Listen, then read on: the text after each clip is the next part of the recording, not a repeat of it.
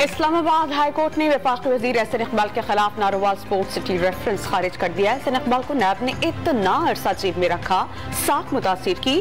Corruption कहाँ है? Chief justice का इस्तफसार। इमरान खान रिमोट कंट्रोल से नैब को चलाते रहे। झूठे केसेस पर नैब ने करोड़ों रुपए उड़ा दिए। वफाकी वजीर एहसन इकबाल का फैसले पर इत्मीनान का इजहार। नारोवाल स्पोर्ट्स सिटी मंसूबा मुकम्मल करने का अज़्म।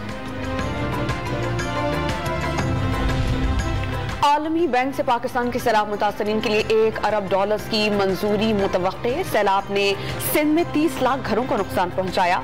कपास, खजूर, चावल और गन्ने की फसल सैलाब से मुतासिर हुई। चीफ सेक्रेटरी सिंध की वर्ल्ड बैंक वफ्द को briefing. World bank director south Asia ने मुतासरीन की बहाली के लिए मुकम्मल ताउन की यकीन दहानी करा दी।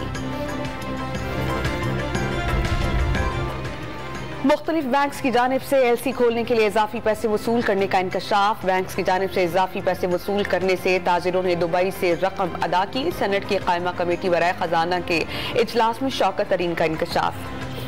LCs को बर वक्त खोला जा रहा है, कोई ताजिर डिफॉल्ट को नहीं पहुंचा। बैंक से मजीद तहकीकात जारी हैं। डिप्टी गवर्नर स्टेट बैंक का मौक़िफ़।